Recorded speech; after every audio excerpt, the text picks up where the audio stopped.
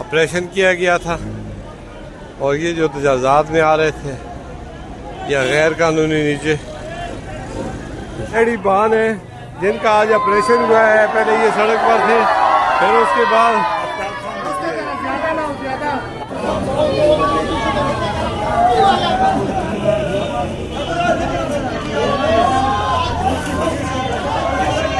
क्यों है ऑपरेशन की थे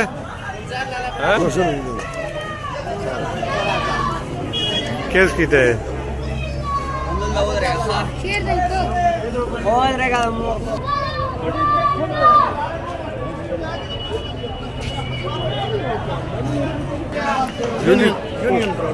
कौन बनाया कस बनाई है?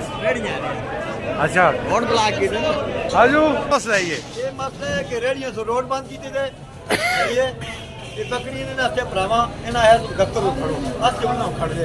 ना तेना दी यूनियन आसी तो सकी तरोड़ी है यूनियन आसी ना रेडियो दी किसी यूनियन ओ रोड दी बंद कीता ना यूनियन आसी कोई यूनियन नहीं। हां ते तुस ये कब्जा माफिया है किड़ी ये सारी ते तुसी पैसे की कहंदे हो? ਅਸੀਂ ਪੈਸੇ ਨਾ ਕਹਿੰਦੇ ਨਾ ਕੋਲੋਂ 1 ਰੁਪਏ ਵੀ ਕੋਈ ਸਾਬਤ करे ਲੱਖ ਰੁਪਏ ਦੇ ਦੇਸਾਂ ਸਵਾ जुर्माने को अलावा समेत रसीदा दे।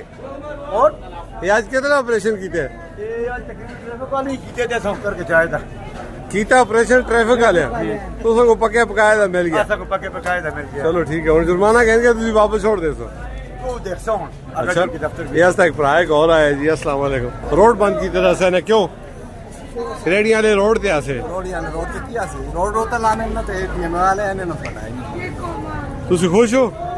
ये तो अच्छी गल करते टीएम अपने फर्ज निभा रही है नहीं। अच्छा ठीक है जी ये लोग कितनी आवाम कितनी जमा हो जी कदे ये 9 महीना 27 से जैसा बोला तक लोग सुन 10 कीते दो गए सर ये आते ने टीएमओ ने ऑपरेशन बड़ी गल है वही कर दे वो ट्रैफिक पुलिस के काम को भी ना है ना ट्रैफिक पुलिस सच आता है टीएमओ कीते जी ट्रैफिक पुलिस वाले आप रोड आजाद कर दें ठीक है टीएमओ से ऑपरेशन कीते ठीक है। अच्छा टीएमओ साहब नाल आ सर ठीक है ठीक हो गया जी ठीक हो गया। अच्छा जेडे लोग मुतासर हैं तुसी क्या कहते हो? चाहते ट्रैफिक ओ भाई रेडी वाले क्या कहते हो? ये बोलो ना बोलो रेडी वाले क्या कहते हैं? हाँ हमारा रेडी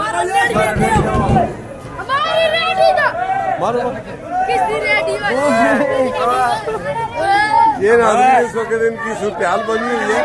ये रेडी वाले ट्रैफिक बंद की क्या हुआ? डिप्टी कमिश्नर ऑफ पाकिस्तान शोर कर दे शोर कर अगर लाड़ बड़ा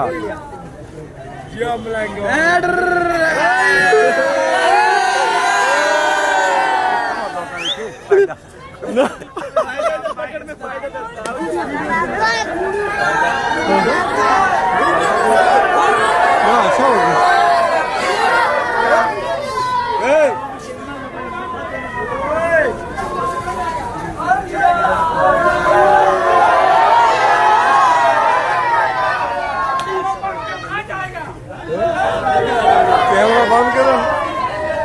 ये इस वक्त इन्होंने शोर शराबा लगाया हुआ है। रेडी बान है जिनका आज ऑपरेशन हुआ है। पहले ये सड़क पर थे, फिर उसके बाद अच्छा और ये टीएमओ मानसरा और इन्होंने ऑपरेशन हाँ अभी ये शोर शराबा कर रहे हैं कि हमारे साथ ज्यादती हो रही है, हम गरीब लोग हैं और हम मेहनत मुशक्कत करते हैं और हम मजदूरी करते हैं और पुलिस जो है अभी पहुंच आई है और इनको कंट्रोल करने के लिए अभी ये ऑपरेशन अफताब खान ने ऑपरेशन किया है।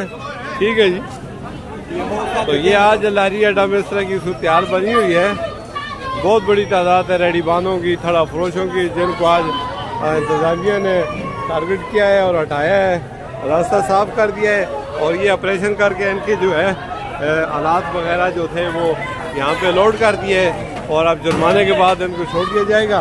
लेकिन एक बड़ी तादाद यहाँ पे जमगठों की तरह ये यहाँ पे इधर उधर के गहरा तंग किए हुए हैं।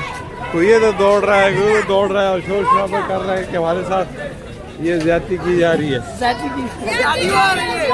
ये किस्मत का जनाजा इनका जा रहा है पता नहीं कहाँ लेकर जा रहे हैं नाज़रीन।